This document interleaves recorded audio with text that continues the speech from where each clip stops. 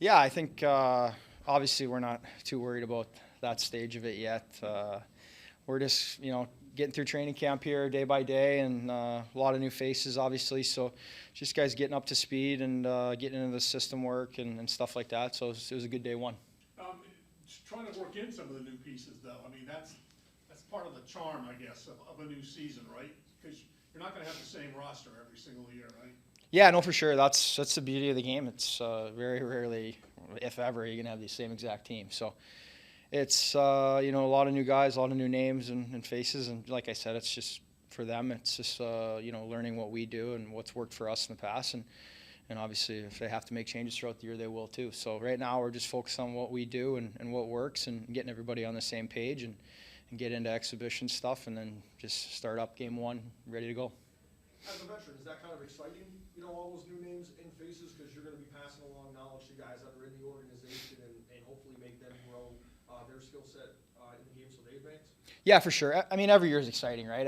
Everyone always, anybody you talk to, everyone's always excited for a new year. It's another opportunity, to show what you can do out there. So everyone starts on the same, fresh start, and yeah, it's good. I mean, we got a lot of good hockey players, and a lot of tough decisions are going to have to be made by the coaches and staff and stuff. And it's really good to see. I think depth is very important in every league. So.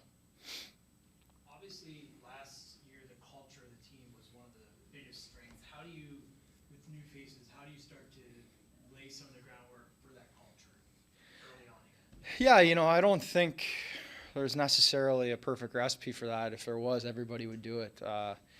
I think what the coaches and staff and GMs and everyone has done is put good people together, and I think it starts there. I think there's a lot of great guys in that room, and put hockey aside, it's just a lot of great people working the same goal, and everybody understands what needs to be done to win. I think that was a big reason we were successful last year. We were so tight, and especially down the stretch. I mean, it's one of the tighter teams I've ever been on, and I think that's why we had a lot of success. And as far as growing that again, I think it just kind of happens naturally with good people in the room. Logan Day was kind of like one of those new guys, last year, stuff after the run he had during the postseason and being here a full year. Have you noticed any differences in him and maybe how he talks to the younger guys and kind of stuff like that? Yeah, I think with him, it's just he has some confidence now. I think he's a great hockey player, right? Like he was huge for us in the playoffs there, and hopefully he can run into that and just keep it rolling. So it's fun to see. I think we got a lot of leaders in there, right? A lot of good guys, and it doesn't just start with our leadership group. It goes beyond that, and I think that's a huge reason last year we were so successful. Every year you come to camp, and the goal is to win the cup. When you come to camp this year, having won the cup, is there a sense of satisfaction, accomplishment, confidence? What's the mood like?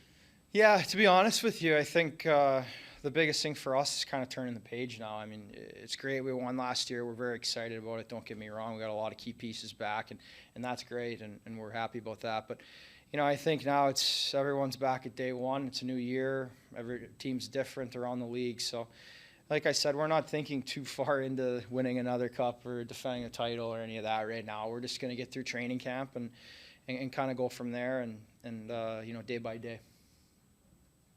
Does it help having some new faces here who didn't win that are coming in now and they're hungry?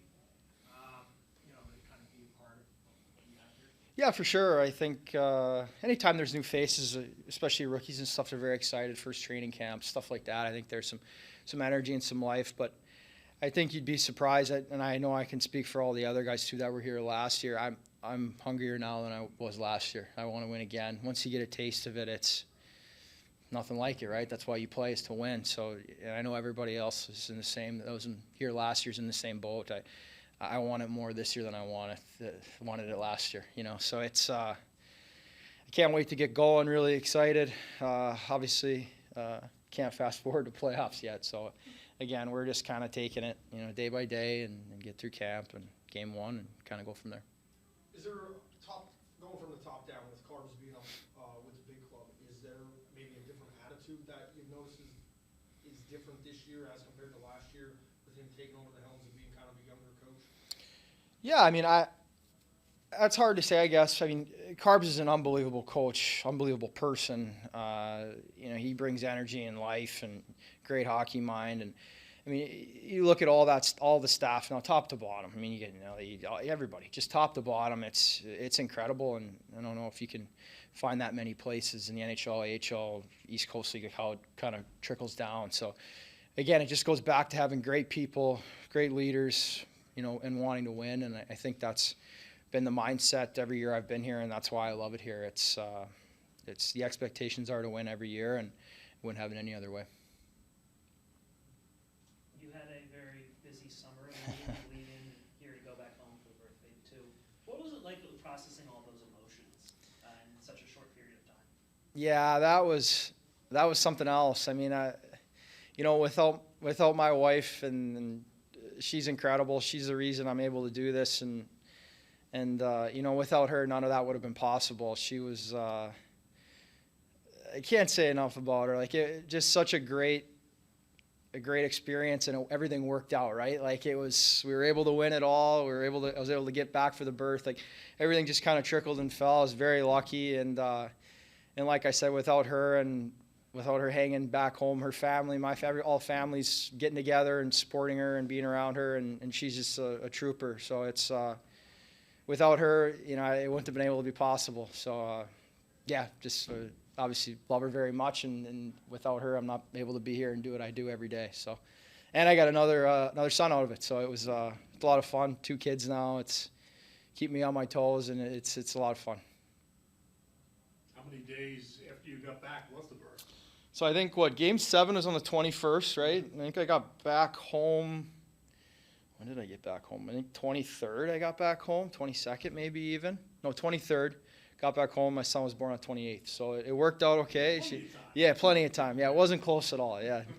No, we had some interesting calls during the playoffs, and a few scares. I won't call it scares, but a few close calls, and kind of trying to decide what to do. But it all worked out, and very thankful, very lucky, and again, without my wife, it wouldn't have been possible.